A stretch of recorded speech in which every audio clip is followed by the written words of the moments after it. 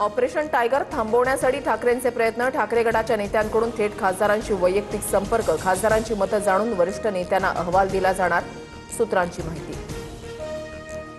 मंत्रिपदावरून operation टायगरचं घोडं अडल्याची शक्यता, ठाकरेंच्या शिवसेनेतून फुटणाऱ्या गटाला मंत्रिपदाचा शब्द, 3-4 खासदारांची मंत्रिपदासाठी रस्सीखेच, सूत्रांची माहिती.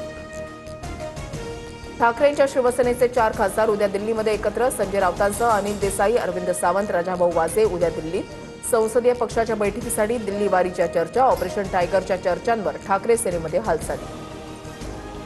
आई भवानीची शपथ घेत आम्ही ठाकरेंसोबत असल्याचं खासदार म्हणाले. संजय राऊतांचा दावा, शिवसेनेचे सर्व खासदार एकत्र राहणार असा विश्वासही व्यक्त. मातोश्रीवर कार्यकर्ते पदाधिकाऱ्यांच्या डॅमेज कंट्रोलचे प्रयत्न सुरू.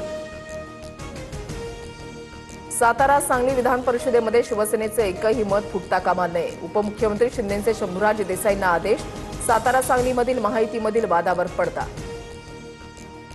नवी मुंबईतील भाजपचा अंतर्गत वाद, मुख्यमंत्री दरबारी. आमदार मंदा म्हात्रेंनी फडणवीसांची भेट घेतली. पक्षातील गैरवर्तणुकीसह जाणीवपूर्वक त्रास दिला जात असल्याचा आरोप. ऑगस्ट 2027 पर्यंत राज्यातील पिण्याचं पाणी सुरक्षित करा, मुख्यमंत्री फडणवीसांचे प्रशासकीय अधिकाऱ्यांना थेट निर्देश. पाणी टंचाईवर मंत्रिमंडळ बैठकीमध्ये हाय व्होल्टेज चर्चा. ग्रामीण भागाची तहान भागवण्यासाठी सरकारचं मोठं पाऊल, महाराष्ट्र ग्रामीण पेयजल धोरण 2026 जाहीर.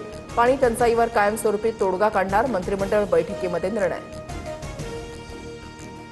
मुंबईत नवीन बांधकामं, जलतरण तलावांचा पाणीपुरवठा बंद, तर औद्योगिक आणि व्यावसायिक पाणी वापरामध्ये 20% कपात लागू.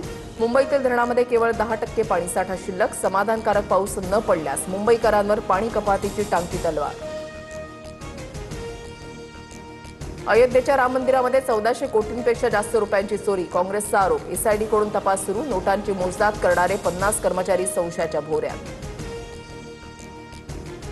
महाराष्ट्र पोलीस दलाच्या आधुनिकीकरणासाठी केंद्राकडून 733 कोटी 28 लाख रुपयांची योजना मंजूर. मुख्यमंत्री फडणवीसांकडून ट्विट करत पंतप्रधान मोदी आणि गृहमंत्री अमित शहांचे आभार.